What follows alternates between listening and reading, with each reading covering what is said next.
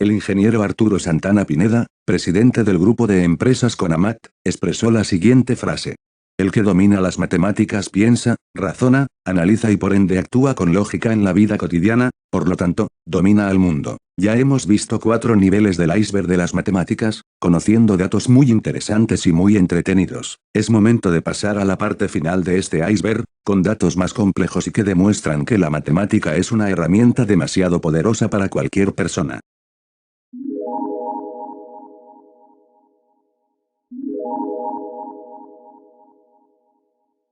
Las abejas y las ecuaciones.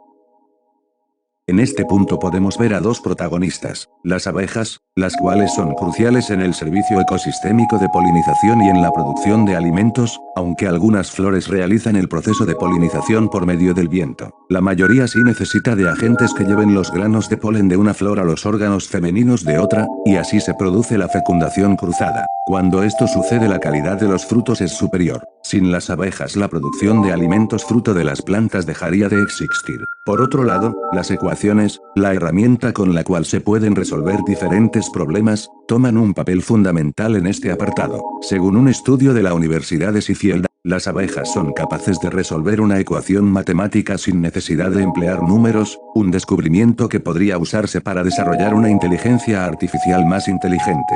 Los resultados del estudio revelan que el cerebro de la abeja ha evolucionado para poder distinguir entre valores numéricos utilizando señales visibles posible a un problema. Desde mi punto de vista, todas las especies vivientes en el mundo, son capaces de resolver diversos problemas, de una forma muy diferente a la que nosotros conocemos, pues de este modo, vemos que cada especie, tiene una forma diferente de entender las cosas.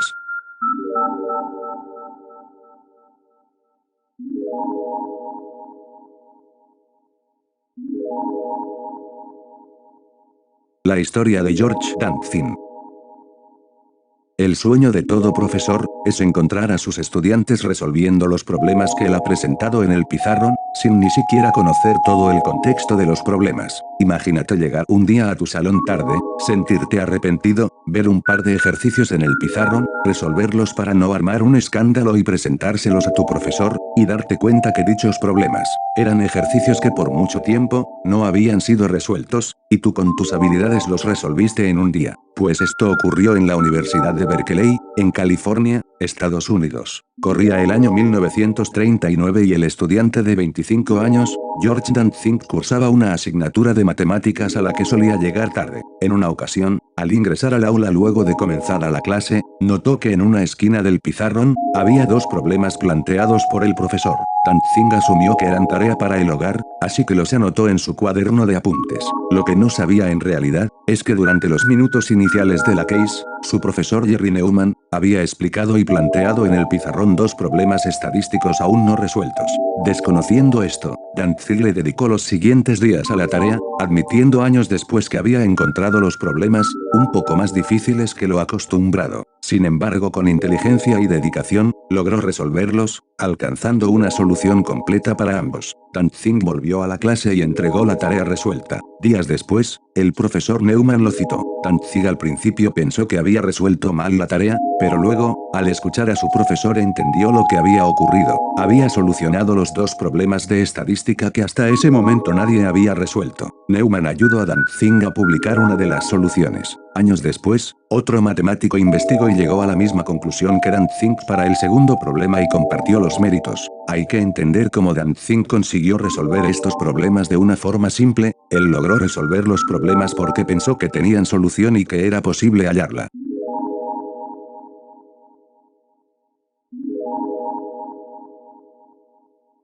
La suma de todos los números. Partiendo de los números reales, esta pregunta se la han hecho muchas personas, pero pocas se lo han contestado de forma correcta. Primeramente debemos de entender qué tipo de números existen. Los números enteros, como su nombre lo dice, son todos aquellos números con los que normalmente contamos, como el 0, el 1, 2, 3, 4, etc.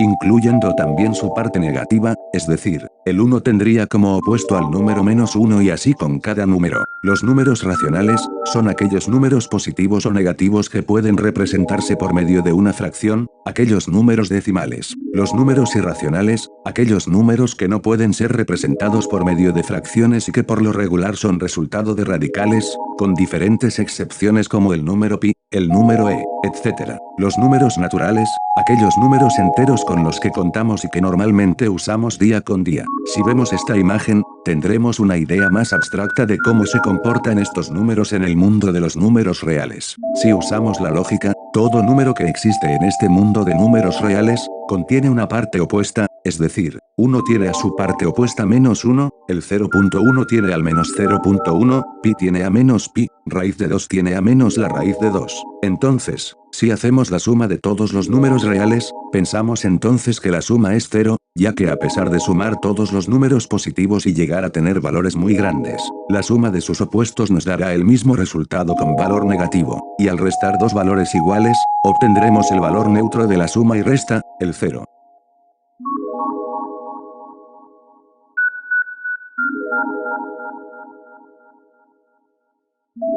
Porque hay muchos problemas sin resolver.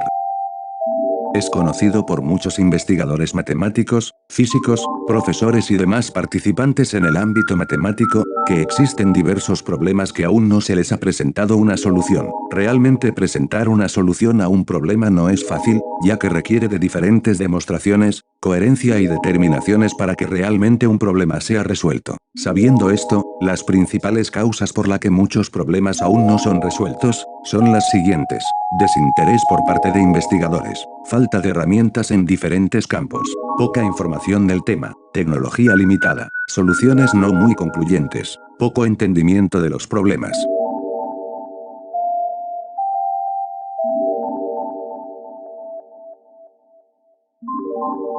¿Cuál es el número más grande que conoces? Si le preguntas a un niño que apenas empieza a conocer los números, te dirá el número más grande que conoce, como el 100, el 200, el 1000, e inclusive, el 10.000. Si le preguntas a un estudiante de secundaria te dirá que 1 por 10 elevado a la n potencia, la cual puede ser 23, 24, 100, etc. Si le preguntas a un estudiante de bachillerato te contestará, infinito, o al igual que el de secundaria, te dirá algún número elevado a una potencia muy grande. Si le preguntas a un universitario estudiante de matemáticas, te lo representará con infinito, y te dirá que es imposible conocerlo, pues los números son infinitos. Algunas otras respuestas pueden ser, 9 elevado a la 9 elevado a la 9, 1000 elevado a la 1000, etc. Lo más ideal es entender que los números son infinitos, y el número más grande lo podemos representar con infinito.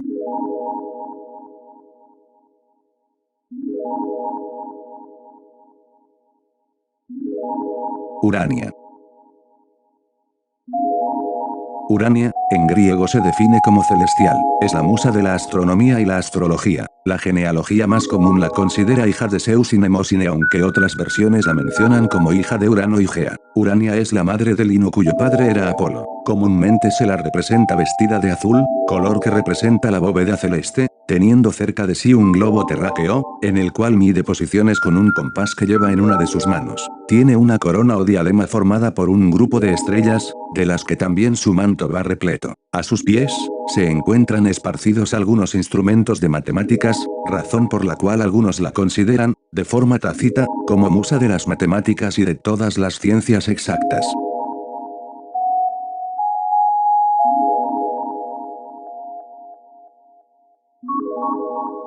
Los números 3, 6 y 9. Nikola Tesla, un hombre avanzado para su época, inventor, ingeniero eléctrico, mecánico, un hombre que realizó varios descubrimientos, como la radio, la bobina de Tesla, su diseño del sistema moderno de suministro de electricidad de corriente alterna y demás. Esta persona tenía diferentes obsesiones, pues como toda una mente brillante, estos crean diferentes obsesiones que aparentan ser supersticiones o trastornos obsesivos compulsivos. Sin embargo, la obsesión de Tesla tenía algo muy diferente a los demás. Primeramente debemos de conocer que el sistema más importante para la naturaleza, es el sistema binario, pues este lo obedece en diferentes elementos. Recordemos que el sistema binario obedece las potencias del número 2. Ejemplo, las células y los embriones se desarrollan siguiendo este patrón sagrado. 1, 2, 4, 8, 16, 32, etc., algunos lo conocen como el bosquejo de Dios. En la matemática del vórtice, la ciencia de la anatomía del todo, hay un patrón que se repite: 1, 2, 4, 8, 7 y 5, y así sucesivamente. Al ver esta serie, vemos que el 3, 6 y 9 no aparecen. Randy Powell, discípulo de Marco Rodin, afirma que esta es la clave secreta de la energía gratuita, algo que todos sabemos que Tesla dominaba. Veamos lo siguiente para entender el patrón de la anatomía del todo. Comenzamos por el 1 como el primer elemento de la serie, el doble de 1 es 2, el doble de 2 es 4, el doble de 4 es 8, el doble de 8 es 16, para esta idea será necesario sumar los dígitos y encontrar un número que solo tenga un dígito, entonces, 1 más 6 es 7, el doble de 7 es 14, es decir, 1 más 4 es 5 y aquí encontramos el patrón: 1, 2, 4, 8, 7, 5. Pero, si continuamos desde el 5, el doble de 5 es 10, y la suma de sus dígitos es 1, y al obtener este valor, empezaríamos un bucle sin fin, pues otra vez obtendríamos los números 1, 2, 4, 8, 7, 5. ¿Qué pasa entonces con el 3, 6 y 9? Empezamos con el 3, la misma idea que el caso anterior. El doble de 3 es 6, el doble de 6 es 12 y su suma de dígitos es 3, el doble de 12 es 24 y la suma es 6, el doble de 24 es 48, su suma es 12 y la suma de 12 es 3, entonces vemos lo siguiente: 3, 6, 3, 6, 3. Ahora el patrón es de estos dos números, el 3 y el 6. Bueno, ¿qué pasa con el 9? Simple. Iniciamos con el 9, el doble es 18 y la suma es 9, el doble de 18 es 36 y la suma es 9, el doble de 36 es 72 y su suma es 9, el doble de 72 es 144 y su suma es 9. Si continuamos así, el patrón solo tendrá números 9. No cabe duda que los números le contaban sus secretos a Tesla.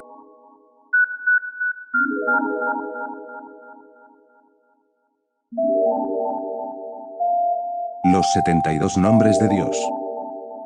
Los 72 nombres de Dios tienen su origen en el capítulo 14 del libro del Éxodo, en el instante exacto que Dios abre el mar rojo para el pasaje del pueblo judío. Los versículos 19, 20 y 21 tienen 72 letras cada uno. Los 72 nombres de Dios corresponden a las 72 permutaciones de 3 letras hebreas con sus correspondientes energías. Para entenderlo de forma fácil, hagamos una analogía con las letras A, O, M, R. Si colocamos cada letra en un determinado orden tendremos diferentes resultados: amor, Roma, ramo, etc. Cuando cambiamos su orden, su significado cambia, y consecuentemente, su energía. Del mismo modo, los 72 nombres de Dios están escritos para tener una forma y una energía particular. ¿Para qué los podemos utilizar? Los utilizamos para meditar en esas energías como una matriz de creación. Estos versículos que narran el milagro están dispuestos en un cuadro para meditar y pedir la intervención divina en cualquier situación. Reproducir el milagro del mar rojo significa transmutar la situación, cambiar su energía.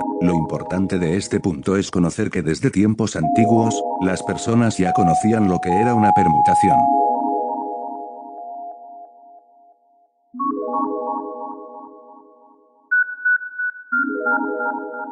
¿Por qué no hay premio Nobel de las matemáticas?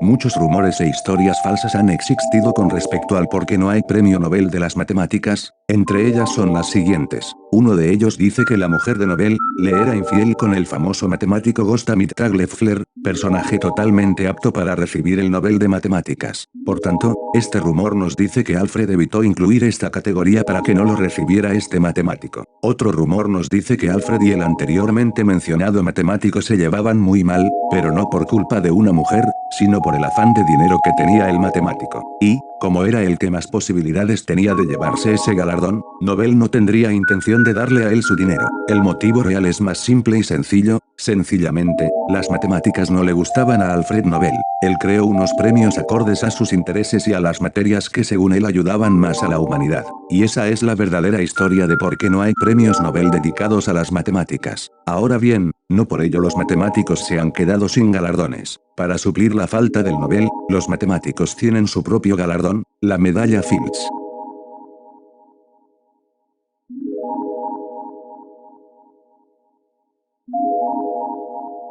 La conjetura de Collatz.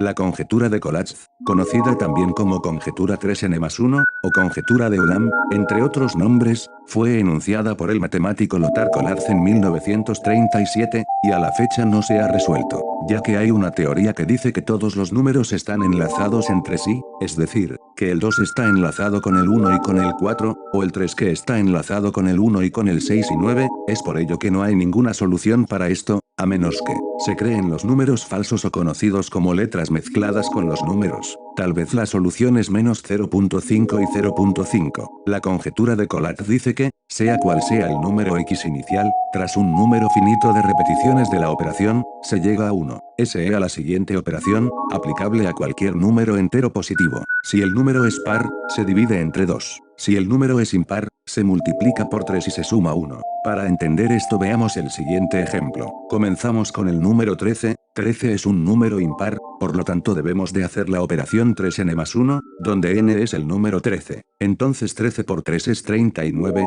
más 1 es 40. Ahora el 40 es par, por lo tanto se divide entre 2, dando como resultado 20. 20 es par, por lo tanto se divide entre 2, dando como resultado 10.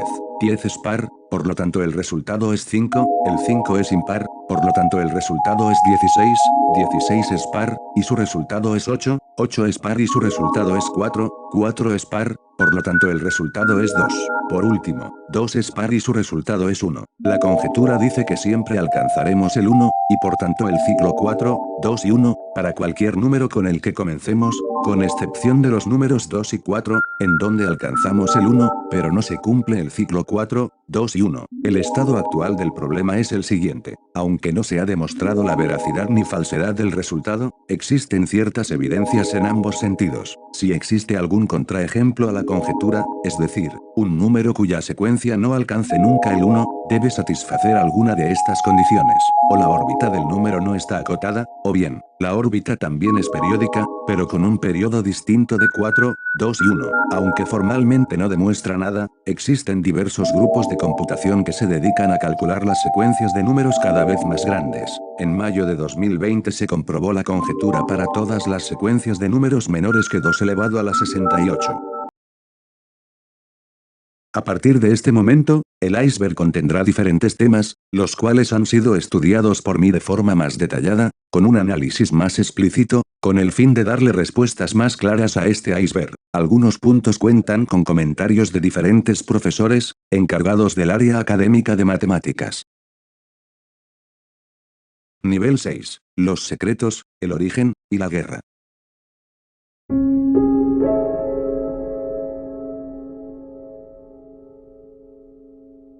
La carta a Einstein Szilard. Fue una misiva escrita por Leo Szilard y firmada por Albert Einstein, enviada al presidente de los Estados Unidos, Franklin D. Roosevelt, el 2 de agosto de 1939, escrita por Szilard tras consultar con sus compatriotas y amigos los físicos húngaros Eduard Teller y Eugene Wigner. La carta advertía del peligro de que Alemania pudiera desarrollar bombas atómicas, y sugirió que los Estados Unidos deberían empezar su propio programa nuclear. Incitaba a la acción inmediata a Roosevelt, lo que finalmente se tradujo en el inicio del proyecto Manhattan y el desarrollo de las primeras bombas atómicas. Einstein no trabajó en el proyecto Manhattan. El ejército le negó el pase de trabajo necesario en julio de 1940, considerándole un riesgo para la seguridad por sus convicciones pacifistas. A pesar de ello, se le permitió trabajar como asesor de la Agencia de Artillería de la Marina. No tuvo ningún conocimiento del desarrollo de la bomba atómica, y ninguna influencia sobre la decisión de lanzarla. Según Linus Pauling, más adelante Einstein lamentó haber firmado la carta, porque contribuyó al desarrollo y al uso de la bomba atómica en combate, añadiendo que había justificado su decisión debido al grave peligro que suponía que la Alemania nazi desarrollara la bomba primero. En 1947 Einstein declaró: "Si yo hubiera sabido que los alemanes no tendrían éxito en el desarrollo de una bomba atómica, no habría hecho nada al respecto".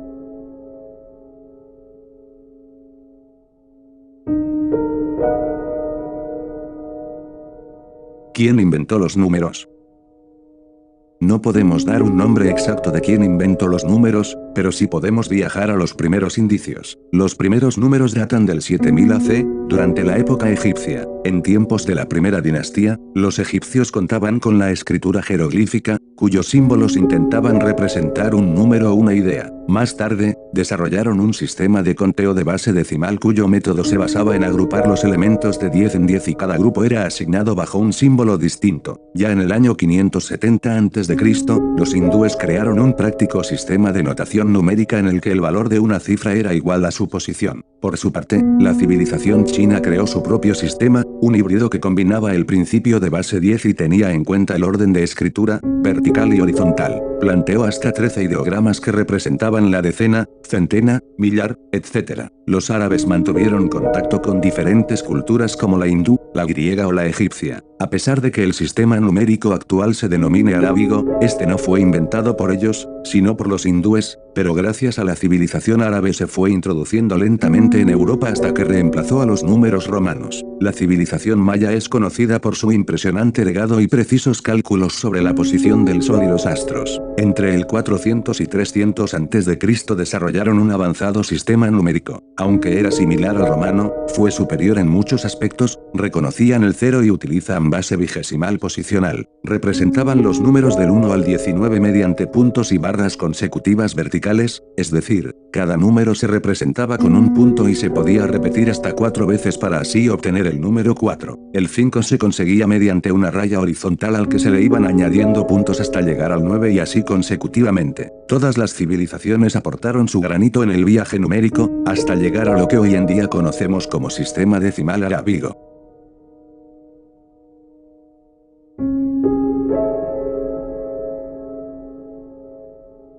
¿Cómo surgieron las matemáticas? Los primeros conocimientos de referencias de utilización de matemáticas en una cultura datan del 3000 a.C. Empezaron a surgir en la zona de Egipto y Babilonia y posteriormente se fueron expandiendo por todo el mundo. Esta cultura utilizaba las matemáticas como una pura aritmética. Se preocupaban un poco de la forma de los objetos y los diferentes tipos de geometría, pero no utilizaban demostraciones matemáticas y tampoco tenían el concepto de la creación de postulados como referencia para avanzar en la ciencia. Son unas matemáticas prácticas para los problemas de su sociedad. Los egipcios utilizaban una numeración decimal con distintos símbolos para las potencias de 10. Las sumas de números se hacían separando las unidades, decenas, centenas, etc. Las multiplicaciones y las divisiones se hacían como operaciones sucesivas, según la parte del número que se estuviera operando, siempre diferenciando unidades, decenas, centenas, etc. El pueblo egipcio fue el primero en conseguir resolver problemas con números fraccionarios y aplicar su uso en diversos problemas que se les planteaban en su evolución como civilización. Consiguieron evolucionar matemáticamente y llegaron a resolver problemas de cálculo de áreas. Aprendieron a calcular las áreas de los cuadrados, rectángulos, triángulos y también consiguieron descubrir la manera de calcular volúmenes de figuras geométricas como cubos, prismas, cilindros, etc. Podemos observar cómo los diversos cálculos y explicaciones temáticas en China. Uno de los primeros descubrimientos que se conoce del pueblo chino, es el descubrimiento de las horas solares. Este hecho viene incluido en la obra matemática llamada Chou Pei, que data del 1200 a.C. Es la mayor obra matemática china y está formada por 9 libros o capítulos. Está compuesta por pergaminos y escritos independientes y recogen todos los temas importantes para su pueblo planteados en 246 problemas específicos. Este planteamiento de la resolución de los problemas, también lo realizaron el pueblo egipcio y el pueblo babilónico. El Chou Pei contenía problemas sobre agricultura, ingeniería, comercio y también aparece en el capítulo 8 un logro importante de cómo resolver ecuaciones lineales, y sistemas complejos de 4 ecuaciones con 5 incógnitas y ecuaciones indeterminadas. Los chinos, al igual que el resto de las culturas, necesitaban resolver los problemas de la vida diaria y sus matemáticas reflejaban el modo de vida que tenían. Sus actividades principales eran la agricultura, la ingeniería poco avanzada, y adaptaron las matemáticas para resolver problemas de impuestos. También utilizaron las matemáticas para problemas de ecuaciones, así pudiendo resolver teoremas como las propiedades de los triángulos rectángulos. Uno de los descubrimientos matemáticos más importantes del pueblo chino fue el método para resolver ecuaciones lineales. Inventaron el tablero de cálculo que descompone por colores los números positivos y los números negativos, y se utilizaba de una forma similar al abaco. En la siguiente imagen, se puede apreciar en la esquina inferior izquierda, la distribución por colores de los números positivos y negativos, y cómo lo representaban en sus manuscritos. Zhou Si Yese, desarrolló el método algebraico en la Edad Media, que permitía encontrar raíces enteras y racionales, y aproximar decimalmente ecuaciones de este tipo. Grecia y las matemáticas. Los griegos dieron un paso que revolucionó el concepto de matemáticas y se adaptó al mundo actual. Fue la primera civilización en la que se estructuran las matemáticas a partir de definiciones, axiomas y demostraciones. Se cree que esta revolución conceptual empezó en el siglo VI a.C. con Tales de Mileto, 630-545 a.C. y Pitágoras de Samos, 580-495 a.C.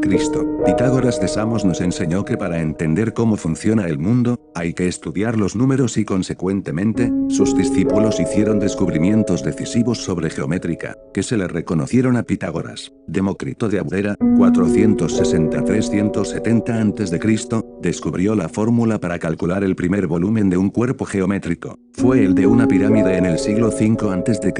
Este descubrimiento es uno de los primeros avances de reglas matemáticas para el cálculo de volúmenes y supondrá el inicio del cálculo del resto de cuerpos geométricos. Se plantearon diversos problemas en esta época que posteriormente se comprobaría que no tienen solución. Era una cultura en la que había que descubrir las soluciones de las inquietudes del conocimiento y había que descubrir si era posible o si no tenía solución, pero siempre con una demostración de por medio. Esta idea de pensamiento se ve reflejada hasta la vida actual. Los griegos utilizaban los números naturales. Estos números sufren limitaciones y al no tener decimales no se pueden desarrollar muchos cálculos, como son por ejemplo diversos cocientes entre diagonal y lado del cuadrado. Euclides era un matemático de Alejandría que descubrió muchas teorías sobre óptica, geometría, áreas y volúmenes. Poco después de su muerte, dejó un legado en el que las matemáticas sufrieron una gran evolución y esto se puede percibir en muchos los descubrimientos que realizó Arquímedes de Siracusa, 287-212 a.C. Arquímedes creó una nueva teoría basada en ponderar secciones muy pequeñas de figuras geométricas y a partir de las cónicas obtener áreas y volúmenes. Las cónicas fueron descubiertas por un alumno llamado Melaechmus Plautus, 380-320 a.C., y fueron objeto de estudio por muchos griegos. En la siguiente imagen se puede apreciar la portada de una edición de 1675 de las cónicas de Apolonio y analizaban las diversas curvas cónicas. Las matemáticas griegas fueron bastante más sofisticadas que las desarrolladas por otras culturas, debido a ello y a su proximidad con el resto de Europa influyeron en todo el mundo. Más tarde serían un modelo a seguir en la Edad Media, siguiendo un razonamiento inductivo establecido por reglas, definiciones y teoremas. Con esto podemos ver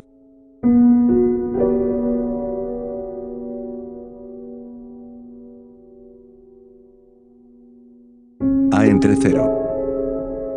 Existen muchos problemas dentro de las matemáticas, que requieren de un análisis más detallado para encontrar su solución. Para poder encontrar la solución de A entre 0 vamos a definir a esta división como un límite y darle un valor de 1 al coeficiente A. Por lo que tendríamos el siguiente problema, el límite de la función 1 entre x, cuando x tiende a 0. Primero vamos a definir la división de una forma que podamos ocuparla en este problema. De forma explícita podemos decir que la división de dos números es igual a un cociente. Por lo que podemos decir que la división es buscar un número que multiplicado por el denominador de una división, sea igual al numerador. Entonces vamos a encontrar primero los límites unilaterales tanto por la izquierda y derecha. Límite unilateral por la izquierda. Como podemos ver, mientras el numerador de la división tienda o se acerque más a 0, el cociente será igual a un número muy grande con signo negativo. Por lo tanto, podemos decir que el límite unilateral por la izquierda de 1 entre x cuando x tiende a 0 es igual a menos infinito. Límite unilateral por la derecha. Como podemos ver, mientras el numerador de la división tienda o se acerque más a 0, el cociente será igual a un número muy grande con signo positivo. Por lo tanto, podemos decir que el límite unilateral por la derecha de 1 entre x cuando x tiende a 0 es igual a más infinito. Recordemos que para que un límite exista su límite unilateral tanto por la derecha e izquierda deben de ser iguales. En este caso menos infinito y más infinito no son lo mismo. Por lo tanto, A entre 0 en función del límite no existe.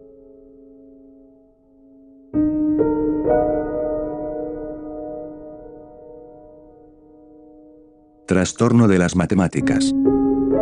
Es una afección en la cual las habilidades matemáticas de un niño están muy por debajo de lo que sería normal para su edad, inteligencia y educación. Causas. Los niños que presentan este trastorno de las matemáticas pueden tener problemas con ecuaciones matemáticas simples, como contar y sumar. El trastorno de las matemáticas puede aparecer con trastorno del desarrollo de la coordinación, trastorno del desarrollo de la lectura, trastorno mixto del lenguaje receptivo y expresivo. Otro problema que se relaciona también es la discalculia, o dificultad en el aprendizaje de las matemáticas. Es una condición neurológica que dificulta la comprensión de las matemáticas y tareas que involucren las matemáticas. Muchas veces confundida como dislexia numérica o dislexia matemática, la discalculia es un trastorno de aprendizaje numérico donde las personas afectadas pueden enfrentar dificultades para entender desde los conceptos más básicos, como entender proporciones, que es más grande o que es más pequeño. Por ejemplo, si le muestran 6 manzanas y 3 naranjas, puede tener dificultades para determinar si hay más manzanas o naranjas. Aunque es fácil confundirlas, la dislexia es un trastorno del aprendizaje que comprende la dificultad para leer y es bastante común que un alumno sufra los dos trastornos. Un 50 a un 60% de los disléxicos también tienen problemas con las matemáticas.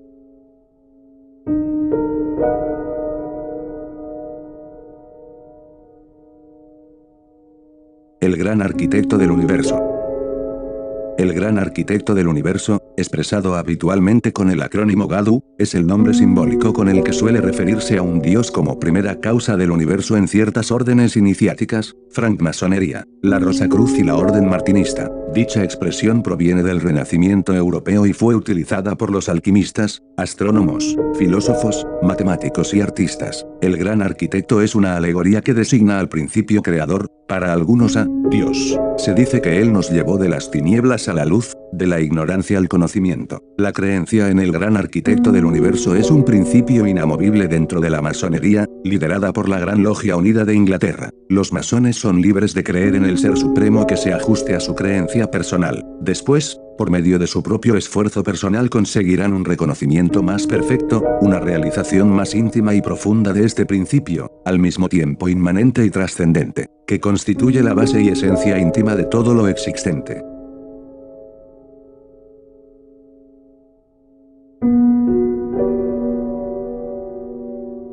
Las matemáticas y la guerra. Recordemos un momento a George Dantzig. Lo que no se habló fue que él es considerado el padre de la programación lineal tras descubrir el método simplex. Cuando comenzó la Segunda Guerra Mundial, Dantzig interrumpió sus estudios en Berkeley para unirse a la Fuerza Aérea de los Estados Unidos como jefe de la rama de análisis de combate de los cuarteles centrales estadísticos, lo cual lo llevó a lidiar con las logísticas de la cadena de abastecimiento y gestión de cientos de miles de elementos y personas. Este trabajo proporcionó los problemas del mundo real que la programación lineal vendría a resolver. Fue ahí, en 1947, donde por primera vez presentó un problema de programación lineal, y propuso el método simplex para resolverlo. De esta forma la matemática ayudó a resolver un problema logístico de abastecimiento de suministros para la guerra. Julius Robert Oppenheimer es una de las personas a menudo nombradas como padre de la bomba atómica debido a su destacada participación en el proyecto Manhattan, el proyecto que consiguió desarrollar las primeras armas nucleares de la historia. Durante la Segunda Guerra Mundial, la primera bomba nuclear fue detonada el 16 de julio de 1945 en la prueba Trinity, en Nuevo México, Estados Unidos. Oppenheimer declararía más tarde que le vinieron a la mente las palabras de Bhagavad Gita: ahora me he convertido en la muerte, el destructor de mundos. El método Monte Carlo es un método no determinista o estadístico numérico, usado para aproximar expresiones matemáticas complejas y costosas de evaluar con exactitud. El método se llamó así en referencia al Casino de Monte Carlo, Mónaco, por ser la capital del juego de azar, al ser la ruleta un generador simple de números aleatorios. El uso de los métodos de Monte Carlo como herramienta de investigación proviene del trabajo realizado en el desarrollo de la bomba atómica durante la Segunda Guerra Mundial en el Laboratorio Nacional de Los Álamos en Estados Unidos. Este trabajo conllevaba la simulación de problemas probabilísticos de hidrodinámica concernientes a la difusión de neutrones en el material de fisión. Esta difusión posee un comportamiento eminentemente aleatorio. Podemos concluir que la matemática y la física son los pilares para la solución de problemas relacionados con armas militares.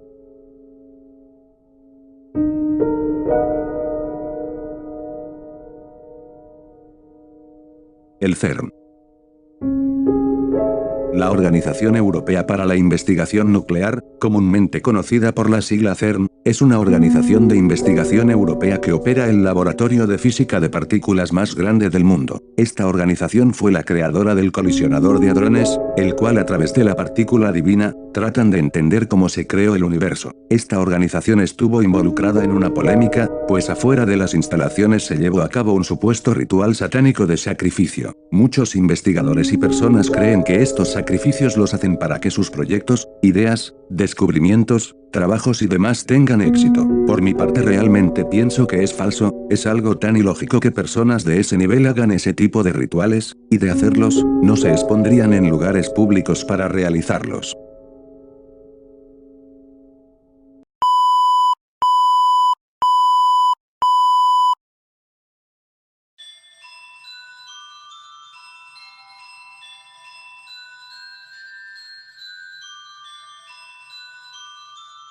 Las matemáticas son mal enseñadas. Alguna vez, todos nosotros nos tuvimos que hacer alguna o todas estas preguntas. ¿Por qué no entiendo las matemáticas? ¿Por qué son tan difíciles las matemáticas? Las matemáticas son mal enseñadas. Esto ocurre cuando eres estudiante, y son muchos los factores que te pueden llevar a pensar este tipo de cosas. Para poder contestar esta pregunta, debemos de hacer un análisis para poder llegar a una conclusión, pues el responder esta pregunta es algo complejo y que requiere de un estudio para poder entenderlo. Aclaro que este análisis lo haré con información de México. Entonces primero veremos los resultados de la prueba Planea, que mide el nivel de los estudiantes. En nivel secundaria, los resultados fueron los siguientes. A escala nacional, en matemáticas la puntuación promedio de los alumnos de secundaria fue de 497 puntos en 2017, en contraste con 2015 cuya puntuación promedio fue de 500 puntos. Ambos puntajes se ubicaron en nivel de logro 1. El nivel 1 representa el nivel más bajo que un país puede obtener en medida educativa. El nivel 1 indica que, los alumnos que se ubican en este nivel tienen carencias importantes en el dominio curricular. Ellos logran resolver problemas que implican estrategias de conteo básicas, visuales, o que implican comparar o realizar cálculos numéricos con números naturales. Además, son capaces de expresar en lenguaje natural el significado de fórmulas geométricas comunes y viceversa. Se esperaría que en este nivel los alumnos logren resolver problemas que impliquen las operaciones básicas con números decimales, fraccionarios y números con signo, el mínimo común múltiplo y el máximo común divisor, y problemas de valor faltante que implican relaciones de proporcionalidad directa. Además, que calculen perímetros y áreas, y resuelvan ecuaciones de primer grado de la forma A por X más B igual a C y sus expresiones equivalentes. En matemáticas, aproximadamente 6 de cada 10 estudiantes se ubicaron en el nivel I, 65%, es decir, estos estudiantes resolvieron problemas que implican combinar números fraccionarios y decimales, además de emplear ecuaciones para encontrar valores desconocidos en problemas verbales. Aproximadamente 2 de cada 10 estudiantes se ubicaron en el nivel 2, 22%, 9 de cada 100 en el nivel 3, 9%, y solo 5 de cada 100 en el nivel 4, 5%. A nivel nacional, las secundarias privadas se ubicaron en el nivel de logro 2, mientras que el resto de las escuelas en el nivel 1. Si analizamos esto de forma más profunda, podemos obtener datos más explícitos, como el promedio que obtuvo cada tipo de escuela. La escuela comunitaria obtuvo 419 puntos. La escuela telesecundaria obtuvo 478 puntos. La escuela técnica pública obtuvo 490 puntos. La escuela general pública obtuvo 494 puntos. La escuela nacional obtuvo 497 puntos. Mientras que las escuelas privadas obtuvieron un promedio de 579 puntos. Podemos decir entonces que las escuelas privadas tienen un mejor método académico que las escuelas públicas. Nos preguntamos entonces el porqué de esta situación. Puede ser por varios aspectos, primordialmente porque las escuelas privadas, más que una institución educativa, funge como una empresa privada, que le da a sus clientes lo que ellos piden. Por ejemplo, profesorado mejor preparado, recibiendo un sueldo muy reconfortante, materiales didácticos de mejor calidad, infraestructura de mejor calidad. Estos elementos hacen que el alumnado reciba una educación mucho más cómoda, beneficiosa y ajustable a sus necesidades. Sin embargo, en las escuelas privadas, los precios de cuotas son demasiado altos, debido a que por el lado contrario de las escuelas públicas, las escuelas privadas no reciben subsidios o apoyos directos de gobierno. Estas deben de cubrir todos los gastos a través de las cuotas de colegiatura. Si profundizamos más, encontramos lo siguiente. La escuela privada cuenta con un 16% de estudiantes que obtuvieron el nivel 4 de resultados del examen Planea, el mejor resultado que puede tener un estudiante en este examen. La escuela nacional cuenta con un 5.1% de estudiantes que obtuvieron el nivel más alto. Le sigue un empate entre la escuela general pública y la técnica pública con un 4.1%. En quinto lugar tenemos a la telesecundaria con un 3.6% de estudiantes que obtuvieron el nivel más alto. Y en último lugar tenemos a la escuela comunitaria con un 0.4% de estudiantes que obtuvieron el nivel más alto. Otro punto importante es hablar de la marginación, y qué nivel educativo se tiene. Los lugares con marginación alta obtuvieron 474 puntos en promedio. Los lugares con marginación media obtuvieron en promedio 499 puntos. Mientras que los lugares con marginación baja y muy baja obtuvieron 519 puntos. De esta primera parte podemos predominar lo siguiente: una inversión real, con profesores capacitados, con las habilidades pedagógicas y demás, además de un buen material didáctico y buena infraestructura, generará un buen rendimiento en los estudiantes. Un problema real y que genera un gran problema a futuro, es que estos estudiantes que se encuentran en el nivel bajo, llegan a una preparatoria con el nivel que presentan, estando en ese nivel, presentan deficiencias y bajo nivel académico, complicando la enseñanza de los temas más complejos que se ven en ese nivel. Vemos que en promedio el 65.18% de estudiantes de secundaria, llegan con un nivel muy bajo de matemáticas. Esto presenta que al momento de darles clase a estos estudiantes el profesor tenga problemas por este bajo nivel, haciendo que el profesor busque otras herramientas de enseñanza, retroceda a enseñarles lo que debieron de haber aprendido en niveles pasados, sea conformista y espere que los estudiantes con buen nivel académico aprendan lo que enseña. Los siguientes datos presentan las deficiencias más habituales con las que un estudiante de bachillerato llega después de salir de una secundaria. 84% no maneja correctamente la raíz cuadrada. 77% no puede solucionar problemas que impliquen calcular el área de una circunferencia. 73% es incapaz de solucionar problemas simples de probabilidad. 67% no sabe simplificar ecuaciones algebraicas lineales. 66% no aplica correctamente la noción de triángulos semejantes para resolver problemas geométricos. 63% no sabe resolver ecuaciones simples de primer grado. 62% no puede solucionar problemas mediante ecuaciones lineales. El 57 y 58% no pueden resolver problemas que impliquen el cálculo de áreas y volúmenes de figuras geométricas simples. El 57% no puede sustituir valores numéricos en expresiones algebraicas simples. 55% no puede resolver problemas lógicos donde se utilicen las relaciones mayor que, menor que e igual que. 53% no puede resolver problemas aritméticos escritos que involucren el uso de sumas y restas alternadas. 50% es incapaz de transformar fracciones a decimales y viceversa. Estas deficiencias impiden la enseñanza de temas del nivel más avanzado de matemáticas. ¿De quién es la culpa? Por medio de entrevistas y opiniones de diferentes profesores obtenemos lo siguiente.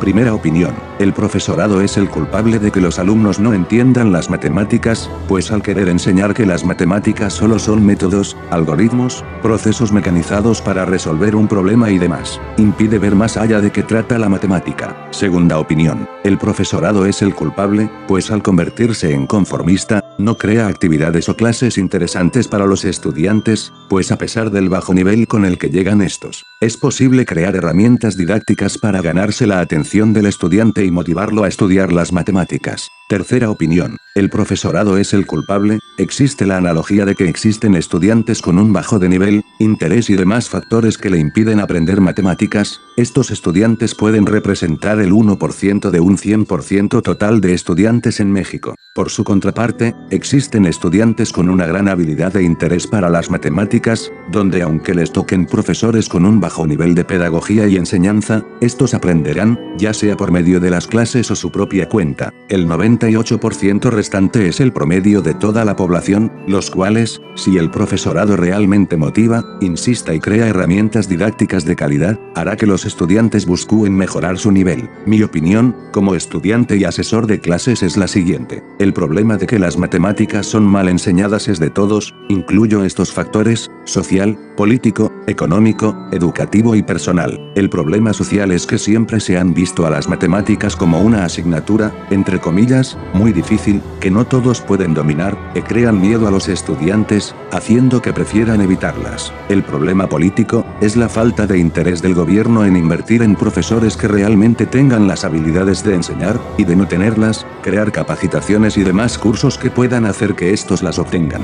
Pero en México el famoso compadrazgo o nepotismo, también la corrupción, son factores por los cuales no se puedan llegar a crear un buen sistema educativo. El problema económico se basa en que en los lugares marginados la educación es baja, pues el estudiante en muchos casos prefiere pensar en cómo conseguir el sustento para su casa, o no tiene las herramientas necesarias para llevar a cabo su educación. Además de que los profesores que imparten cursos en estos lugares prefieren dejar de ser profesores y conseguir un mejor trabajo donde se les pague bien. El problema educativo, el compromiso de autoridades educativas en crear algún plan y programas salientes de este para buscar obtener mejores resultados educativos. El problema personal, si nosotros mismos como estudiantes, no queremos salir adelante, tener una mejor vida, e imponernos nosotros mismos el aprender matemáticas, será el problema raíz de todo, pues aunque todos los problemas anteriores se solucionen, sin la participación del estudiante, no habrá un buen nivel académico. Conclusiones finales. Muchas veces he escuchado a varios compañeros decir que ellos están estudiando carreras que, entre comillas, no tienen matemáticas. Pero eso es falso, como lo vimos en el apartado de ¿para qué sirven las matemáticas? Concluimos que las matemáticas están en todas partes, e inclusive, en la forma en la que tomamos decisiones en nuestra cabeza. Concluyo entonces diciendo que, en efecto, las matemáticas son mal enseñadas. Quiero agradecerles a todos por llegar hasta este video, llegar al final de este iceberg, el cual era un sueño que tenía. Ver que el primer video llegara a tener 14.000 vistas fue algo grandioso. Si quieren que siga creando icebergs, den ideas en la parte de abajo. Por lo pronto empezaré a subir algunos videos de gameplay para aprender a editar un poco más. Si quieren seguir el rumbo de este canal, suscríbanse para no perderse de nada. Si les gustó el video, háganmelo saber con su like, eso será la recompensa de haber creado este iceberg, el saber que les gustó. Sin nada más me despido, cuídense y que les vaya bien.